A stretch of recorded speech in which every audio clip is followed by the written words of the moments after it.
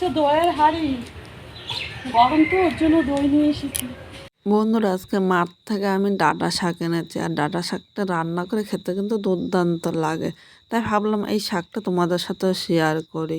তাহলে কিভাবে করলাম চলো দেখে নেওয়া যাক। এখানে ডাঁটা শাকটা মাঝখান থেকে এইভাবে কেটে নিলাম, মানে কচি কচি ডাঁটা একদম। এই কচি অংশটা কেটে নেব আর এই নিচের অংশটা রেখে দেবো। এটা দিয়ে আমি আর একটা তরকারি করব। আর তোমরা যদি ভিডিওটা দেখতে চাও অবশ্যই কমেন্ট করে জানিও, তোমাদের সাথে আমি শেয়ার করব।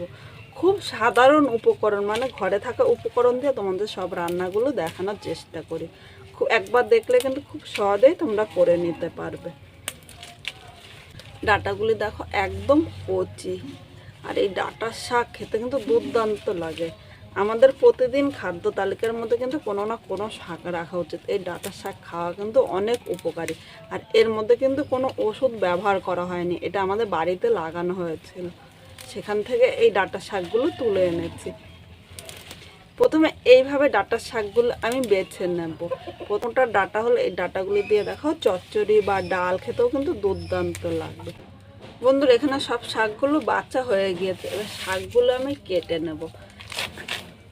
আমি বটি দিয়ে কাটছি, তোমরা তোমাদের সুবিধা মতো কেটে নিই। আর শাকগুলো কিন্তু একদম মিহি, মানে যতটা পারবে একদম কুচি কুচি করে কাটবে। এই দেখো একদম গুঁড়ো গুঁড়ো করে এইভাবেই কেটে নিতে হবে। বন্ধুরা, এখানে সব শাকগুলো কাটা হয়ে গিয়েছে। শাকগুলো আমি সাজির মধ্যে নিয়ে নিলাম। সাজির মধ্যে দিয়ে পরিষ্কার জল দিয়ে 7 থেকে 8 বার ধুয়ে নিয়ে আসবে, না অনেক বালি থাকে। দেখো এমনি বালিতে হাতগুলো কিচকিচ করছে, তাই শাকটা পরিষ্কার জল দিয়ে ভালো করে ধুতে হবে, নাহলে কিন্তু খেতে পারবো না। এবার আমি মূল রান্নায় চলে আসলাম। এখানে কড়াই বসিয়ে দিয়েছি, কড়ার মধ্যে আমি সর্ষের তেল নিয়ে নিলাম।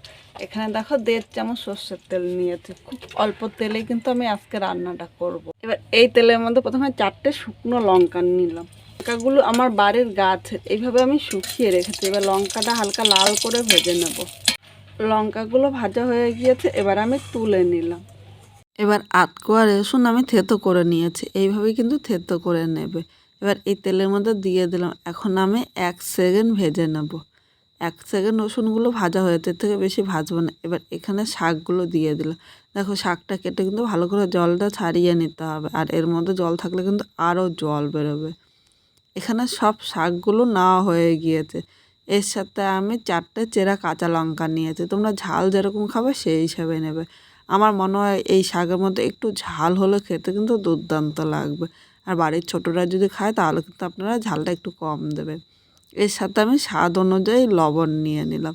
যেহেতু শাকটা আমার পুরো কড়াইটা ভরে গিয়েছে, তাই এখন নাড়া যাবে না। নাড়তে গেলে কিন্তু এই শাকগুলো পড়ে যেতে পারে। তাই একটা ঢাকনি দিয়ে আমি 2 থেকে 3 মিনিট মিডিয়াম আগুনে রান্না করে নেব। 3 মিনিট রান্না করে নিয়ে তো এখন ঢাকনিটা তুলে নিলাম। দেখো শাকটা কিন্তু অনেকটাই মজে গিয়েছে। এখন আমি শাকটা নেড়ে চেড়ে নেব। আর এই শাকটা কিন্তু পুরো মিডিয়াম আগুনে রান্না করতে হবে, কারণ খুব জোরে আগুন দেওয়া যাবে না। সব কিছু নেড়ে চেড়ে মিশিয়ে নিয়েছে, আর দেখো কতটা জল বেরিয়েছে। এখন আমি মিডিয়াম টু হাই আগুনে আরও 2 মিনিট রান্না করে নেব। 2 মিনিট রান্না করে নিয়েছি। এবার এর মধ্যে আমি একটু হলুদ নিয়ে নিলাম। হলুদটা এর সাথে নেড়ে চেড়ে মিশিয়ে নেব। তোমরা ভাবছো কেন আমি হলুদটা পরে দিলাম। হলুদটা প্রথমে দিলে কিন্তু শাকটা এত তাড়াতাড়ি মজে যেত না, আর লবণটা দেওয়াতে শাকটা কিন্তু মজে গিয়েছে। হলুদটা নেড়ে চেড়ে মিশিয়ে নিয়েছি। আরও 2 মিনিট আমি মিডিয়াম আগুনে রান্না করে নেব। আজকে খুব সাধারণভাবে শাকটা রান্না করেছি। অবশ্যই তোমরা এইভাবে বাড়িতে একবার ট্রাই করে, আর এইভাবে রান্না করলে গরম ভাতের সাথে দুর্দান্ত লাগবে। এই একটা শাক দিয়ে কিন্তু আপনাদের খাওয়া হয়ে যাবে। এখানে দেখো শাকটা হয়ে গিয়েছে, আর কড়াই থেকেও কিন্তু ছেড়ে দিচ্ছে। এখন এর মধ্যে আমি 1 চামচ পোস্ত দিলাম। আর তোমাদের কাছে যদি একটু চিনেবাদাম থাকে তাও কিন্তু দিতে পারো। আজকে আমার চিনেবাদাম নেই, তাই চিনেবাদামটা আমি স্কিপ করেছি। পোস্তটা এর সাথে নেড়ে চেড়ে মিশিয়ে আরও 1 মিনিট রান্না করে নেব। এই পোস্ত দেওয়াতে শাকের এই স্বাদটা কিন্তু আরও দ্বিগুণ বেড়ে যায়।